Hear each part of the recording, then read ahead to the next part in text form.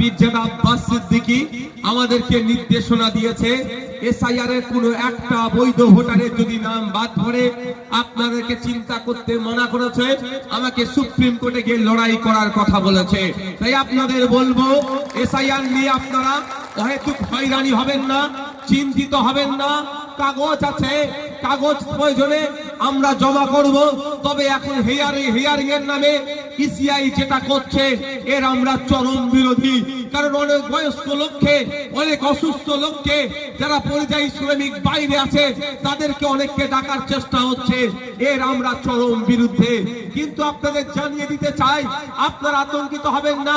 আমার একটা এমএলএ এর ক্ষমতা অনুযায়ী আমি লড়াই করছি।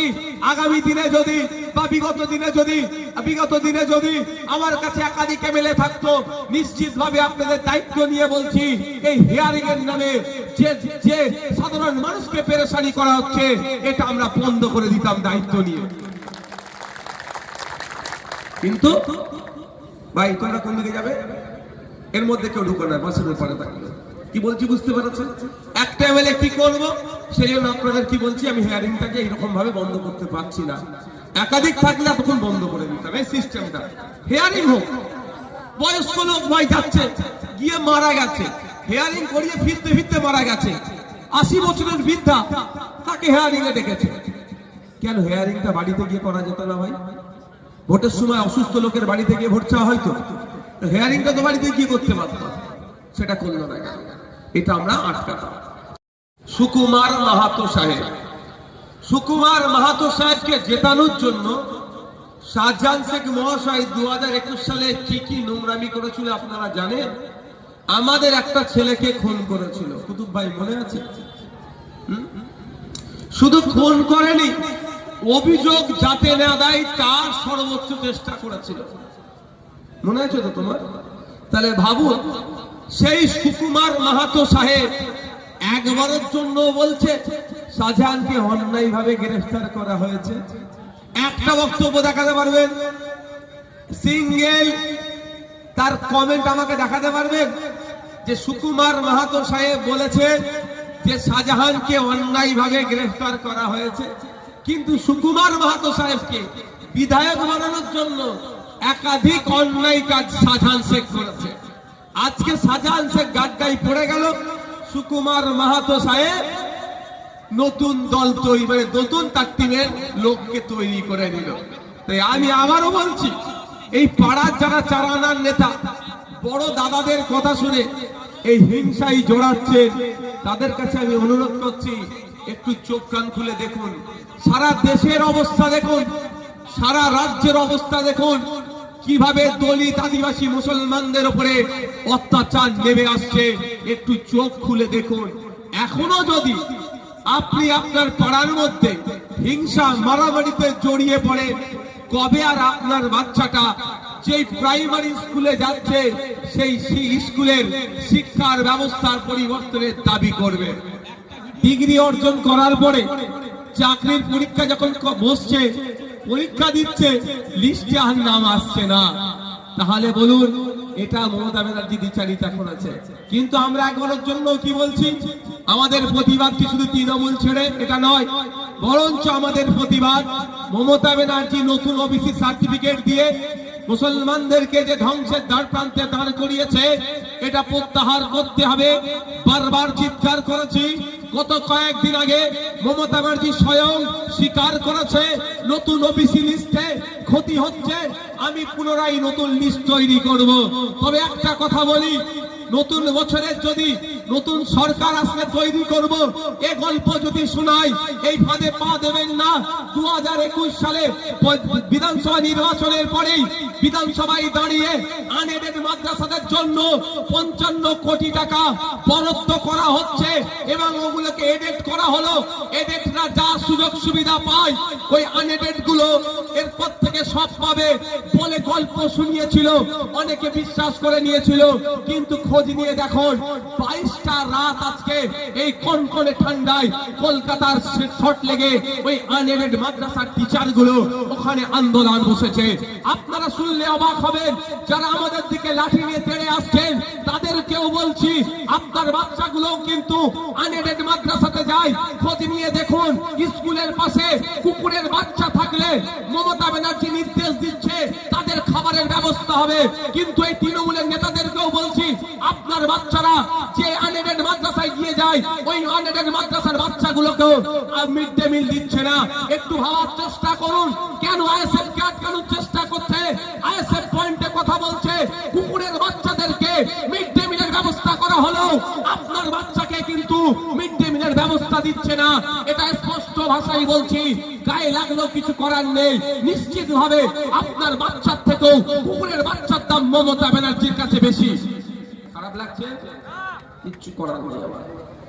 বাস্তব কথা বলছি, স্কুলের ধারে যে কুকুরের বাচ্চা থাকে, তো ওদেরকে একবেলা খাবার দিতে হবে মিড ডে মিল থেকে, তার নির্দেশনা মমতা ব্যানার্জি দপ্তর দিচ্ছে, স্কুল এডুকেশন দপ্তর দিচ্ছে। আর আপনার আমার বাচ্চাগুলো যেগুলো আনএডেড স্কুলে পড়ে, আনএডেড শিক্ষা প্রতিষ্ঠানে পড়ে, সেইখানে মিড ডে মিল দীর্ঘদিন ধরে চাইছে, দিচ্ছে না। নিশ্চিতভাবে মমতা ব্যানার্জির কাছে আপনার বাচ্চার থেকেও কুকুরের বাচ্চার গুরুত্ব বেশি।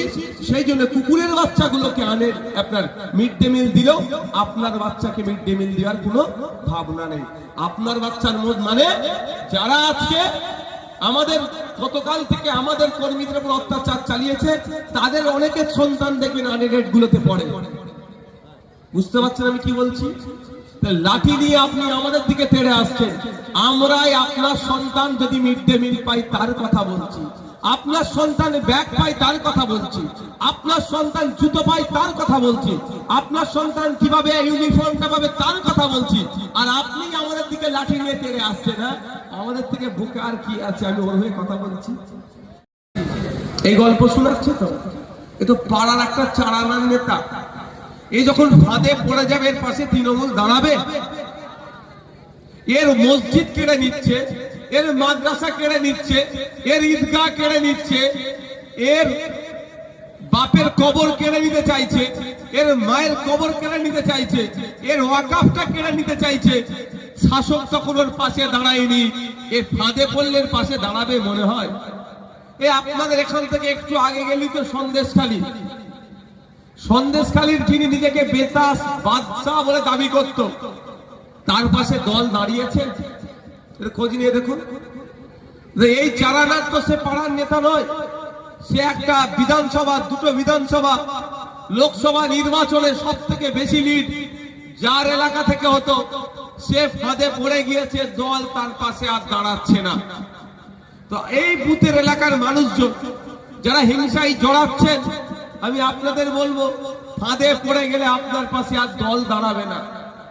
এইখানে হিংসা করার কি আছে? আপনাদেরকে যারা হিংসা করতে বলেছে তাদেরকে বলুন না, নওশাদ ভাই তো বিধানসভায় যায়, তা ওখানে ওনার মেরে ঠ্যাংটা ভেঙে দিতে পারছো না কেন? পাড়াতে কেন ঠ্যাং ভাঙার কথা বলছো ভাই? কি বলছি বুঝতে পেরেছেন? আমার কথাটা কি কারো খারাপ লাগছে? এখানে হিংসা করাচ্ছে কেন? নওশাদ সিদ্দিকী তো বিধানসভায় যায়, কলকাতার ওপর দিয়ে আসলো তো, রাজারহাটের ওপর দিয়ে আসলো তো, তাহলে নওশাদ সিদ্দিকী তো ওইখানেই আটকে দিতে পারেন আপনারা, এখানে আসতেই পারবে না।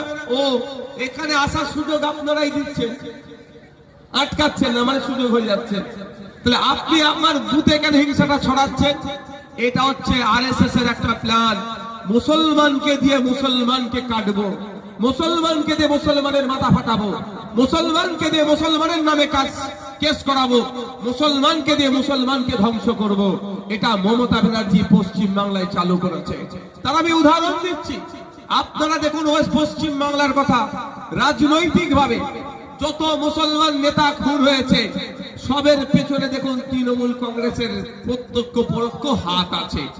যত ভালো ভালো মুসলিম লিডার খুন হয়েছে, সবের পিছনে তৃণমূলের হাত আছে। এটা থেকে বোঝা যাচ্ছে যে মমতা ব্যানার্জি আরএসএস এর কথা শুনে এই মহল্লাতে হিংসা ছড়িয়ে দিচ্ছে। আর এখানে চারানার নেতাগুলো দাদা বলে দিয়েছে, সেই জন্য করতে হবে। ওইগুলো বোকাগুলো হিংসায় জড়িয়ে পড়ে নিজের পাড়ার মধ্যে হিংসাটাকে টেনে নিয়ে আসছে। আমি শুধু এটা মুসলমানদের জন্য প্রযোজ্য বলছি না, যারা পিছড়ে বর্গের আছে, দেখবেন যেখানে দলিত ভাই আছে অন্য দলিতকে দিয়ে তার উপরে আক্রমণ করাচ্ছে, যেখানে আদিবাসী ভাই আছে অন্য আদিবাসীকে দিয়ে তার উপরে আক্রমণ করাচ্ছে। মানে যারা পিছিয়ে বর্গের আছে ইন্টার কাস্ট তাদেরকে নিজেদের মধ্যে উইদিন কাস্ট লড়িয়ে দিয়ে তাদেরকে ধ্বংস করার চক্রান্ত দ্বার প্রান্তে দাঁড় করাচ্ছে। তাই আপনাদের বলবো, হিংসা করছেন একটু চোখ কান খুলে চলুন, যে আজকে আপনার বিপদে আপনার জোড়া ফুল দাঁড়ায়নি, আপনার বাপের কবরটা, আপনার পূর্বপুরুষে রেখে যাওয়া মসজিদটা, ঈদগাহটা, ওয়াকফ সম্পত্তিটা বাঁচানোর জন্য যাদেরকে আপনারা আক্রমণ করছেন, কর্কশ ভাষায় কথা বলছেন, সেই নওশাদ সিদ্দিকী, পিয়ারুল, মুসা ভাই, কুতুব ভাই থেকে শুরু করে আমরাই আটকানোর চেষ্টা করছি, আমরাই লড়াই করছি।